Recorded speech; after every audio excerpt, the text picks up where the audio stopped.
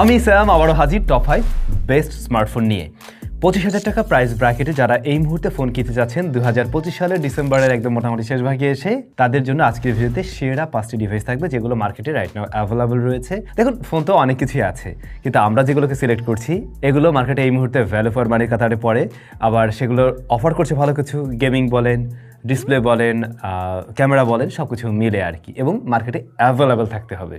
শুধু নাম বলতে হবে না, মার্কেটে অ্যাভেলেবল থাকতে হবে। আর এই প্রত্যেকটা ডিভাইসের ফুল রিভিউ আমাদের চ্যানেলে দেওয়া আছে, আপনারা চাইলে সেগুলো দেখে নিতে পারেন। সেক্ষেত্রে আরও মানে পুরো ডিটেইলে জানতে একটা কিছু চয়েস করে আর কি। আর হ্যাঁ, ফোনগুলো পেয়ে যাবেন আপনার বাজেট 25-26 এরকম আর কি, মোটামুটি 26-এর ঘরেই পাওয়া যায় বলা যায়। এটা রেডমি টার্বো 4 যার 12/256GB ভ্যারিয়েন্ট, 12GB র্যাম আছে, এটা মাথায় রাখতে পারেন। এবং এই ফোনটা দেখতেও কিন্তু বেশ সুন্দর, যদিও ডিজাইনের ব্যাপারটা টোটালি সাবজেক্টিভ। অ্যামোলেড প্যানেল আছে, 120 হার্টজ পর্যন্ত হাই রিফ্রেশ রেট রয়েছে এই ফোনটা ডিসপ্লেতে। আর HD10+ সাপোর্ট পেয়ে যাবেন, 32 নিটস পিক ব্রাইটনেস আছে, যা 25-26 হাজার টাকা প্রাইস ব্র্যাকেটে সবকিছু মিলে ডিসপ্লে ওয়াইজ একদমই ঠিকঠাক জায়গায় থাকে আমি বলবো। অ্যান্ড্রয়েড 15 রান করে এই ফোনটা, আর মিডিয়াটেক ডাইমেনসিটি 8400 আলট্রা রয়েছে, যেটা মোটামুটি রেগুলার কাজবাজ থেকে শুরু করে মাল্টিটাস্কিং এবং গেমিংয়ের জন্য বেশ ভালো। এরকম প্রাইস সেগমেন্ট অনুযায়ী আর কি 25,000 টাকায় আপনি অসন্তুষ্ট হবেন না এই প্রসেসর নিয়ে। আবার স্টোরেজটাই ভালো, UFS 4.0, যেটাও কিন্তু ওভারঅল পারফরমেন্সে একটা বিশাল বড় গুরুত্ব রাখবে, এটা আপনারা খুব ভালো করে অলরেডি জানেন। আচ্ছা, ক্যামেরাতে 50 মেগাপিক্সেলের তো মেইন শুটার আছে, 8 মেগাপিক্সেলের আলট্রা ওয়াইডও আছে,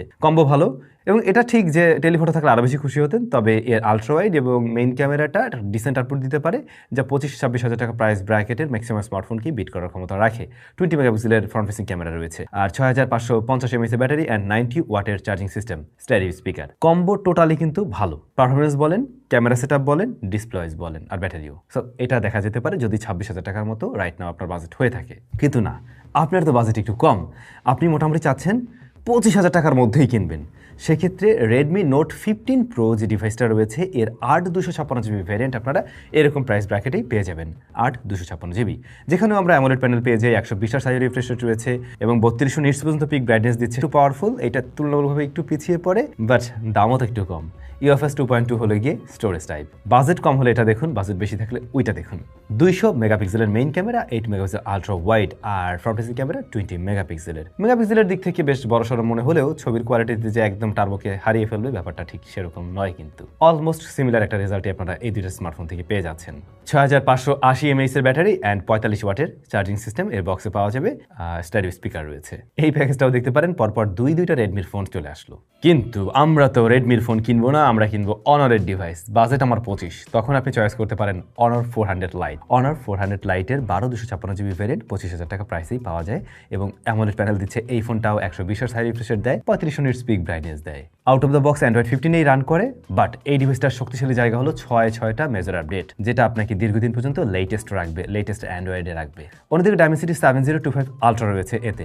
এই এসওসিটা আগের দুইটা ফোনের এসওসির তুলনায় পিছিয়ে পড়ে। যদি পারফরমেন্স সেটিং ডিভাইস চান তাহলে এইখানে কিছুটা কম পাবেন আপনি, এটা মাথায় রাখতে পারেন। বাট হ্যাঁ, রেগুলার টাস্ক, টুকটাক গেমিং, সেগুলো সে সামলাতে পারবে ঠিকঠাকভাবেই। 108 মেগাপিক্সেলের মেইন ক্যামেরার পাশাপাশি 5 মেগাপিক্সেলের আলট্রা ওয়াইড রয়েছে অ্যান্ড ফ্রন্ট ফেসিং ক্যামেরা 16 মেগাপিক্সেলের। অনার এই ফোনটাতে 8 মেগাপিক্সেল আলট্রা ওয়াইড দিলেই পারতো, যেটা আমি রিভিউতেও বলছিলাম। সো এখানে একটু কমতি আছে, কিন্তু মেইন যে ক্যামেরাটা এটা বেশ ভালো একটা আউটপুট দেয়, বিশেষ করে প্রপার লাইটিং কন্ডিশনে। 5230 mAh এর ব্যাটারি অ্যান্ড 35 ওয়াটের চার্জিং সিস্টেম। 5230 mAh এর ব্যাটারি আর 35 ওয়াটের চার্জিং কম্বো, এইটা একটু ছোট হয়ে যায়, এখনকার দিনে আমরা আরেকটু বড় কিছু আশা করি। সো এইটুকু মেনে নিতে পারলে আপনি অনারের এই ডিভাইসটাও দেখতে পারেন। তবে আপনাদের হাতে যদি বাজেট মোটামুটি ভালো থাকে তাহলে দারুণ একটা ডিভাইস রয়েছে। হ্যাঁ, ওইটার কাছে তো যাবোই, বাট তার আগে দেখুন এই জিনিস যদি ভালো লেগে যায়, টাইজোতে পেয়ে যাবেন ড্রপ শোল্ডার হুডি। আমাদের কাছে আবারও স্টক হয়েছে, মাঝখানে 25,000-এর ঘরে যাবো, বাট 25,500 টাকায় কিন্তু পাওয়া যাবে মোটরোলার একটা ডিভাইস Z96।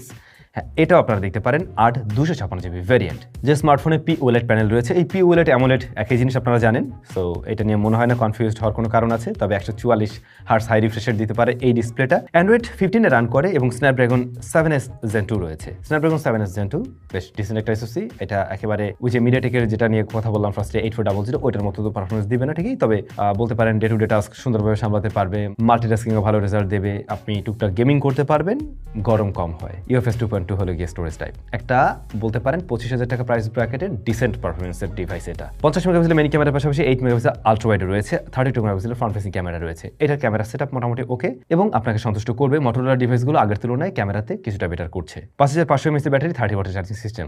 এইখানে আমরা ওই অনারের ফোনটার মতোই কিছুটা কমতি দেখি, বাট কমতি দেখবেন না যদি বাজেট কিছুটা বাড়ান। 27,000 টাকা যদি কোনোভাবে বাজেট হয় তাহলে আমি বলবো CMF Phone 2 Pro এটাকে চয়েস করুন। এর 128GB ভ্যারিয়েন্ট আপনারা পাবেন। হ্যাঁ, স্টোরেজ একটু কম পাচ্ছেন কিন্তু এই ফোনটা ভালো কিছু অফার করছে। ফার্স্ট অফ অল ডিজাইনটা ইউনিক, যেটা অনেকের কাছে হয়তো বা ভালো লাগতে পারে। অ্যামোলেড প্যানেল আছে, 120 Hz পর্যন্ত হাই রিফ্রেশ রেট দেয় যেখানে, এবং HDR10+ এরও সাপোর্ট রয়েছে। অন্যদিকে রান করে Android 15-এ 3টা মেজর আপডেট পাওয়া যাবে, আর MediaTek Dimensity 7300 Pro রয়েছে এখানে, যেটা হয়তো বা 27,000 দিয়ে কিনলে একটু কম লাগতে পারে, কিন্তু ভাই এই ফোনটা বেশ গুছানো। সে কারণে হয়তো বা যারা কিনা আপনারা একটু ব্যালেন্স, মানে সব দিক থেকে ব্যালেন্স কিছু চাচ্ছেন, তাদের ভালো লাগবে। যেমন এই ফোনটার ক্যামেরাটা 50-50-8, মানে এখানে আপনারা আলট্রা ওয়াইড, টেলিফটো দুইটা জিনিসই পেয়ে যাচ্ছেন, যেটা একেবারে ইউনিক এই প্রাইস সেগমেন্টে, সেটা আপনি অলরেডি বুঝে ফেলছেন। যদিও বা বাজেট কিছুটা আমাদের বাড়াতে হবে। সো এটা পোর্ট্রেট একটা ভালো রেজাল্ট দেবে। যাদের জুম ক্যাপাবিলিটির ফোন দরকার হয়, জুম করে ছবি তুলতে হয়, তাদের জন্য একটা ভালো সুবিধা দিবে। ফ্রন্ট ফেসিং ক্যামেরা 16 মেগাপিক্সেলের। ওভারঅল বিষয়গুলো আপনারা আমাদের রিভিউ দেখে নিলে ইন ডিটেলে ক্লিয়ার হয়ে যাবেন। আচ্ছা, ব্যাটারি আছে 5000 mAh অ্যান্ড 33 ওয়াটের। এই ফোনগুলো যখনকার দিনের ফোন, বা মানে যে সময়টাতে তো এবছরই এসছে, সেই সময়টাতে ওই 7000 mAh এর খেলাটা শুরু হয় নাই, হবে এরকম, যে কারণে আমরা একটু ব্যাটারি ছোট দেখি। বাট স্টিল এই ফোনগুলো থেকে প্রায় 8 ঘন্টার মতো এসিটি পাওয়া যায়। সো ওইটা নিয়েও কনফিউজ হওয়ার কারণ নেই। আপনাদের কোনটা বেশি ভালো লাগছে এই 5টা ফোনের মধ্যে কমেন্ট করে জানাবেন। দেখুন, এই প্রাইস ব্র্যাকেটে আরও ডিভাইস রয়েছে। যেমন আমরা যদি বলি Redmi Note 14 Pro Plus, এই ডিভাইসটা আপনারা পাবেন, বাট ওইটার দাম আবার 27,000। আর 27,000-এ ওইটার তুলনায় আমার কাছে আবার এইটা বেশি ভালো লাগছে, যে কারণে আমি আসলে CMF-টাকে রেখেছি। মার্কেটে এলো, আপনারা কমেন্ট করে জানাবেন আপনাদের কাছে কোনটা ভালো লাগলো। দেখা হচ্ছে তাহলে স্যামসাংয়ের নতুন কোনো ভিডিওতে। ভালো থাকুন, অনেক বেশি ভালো।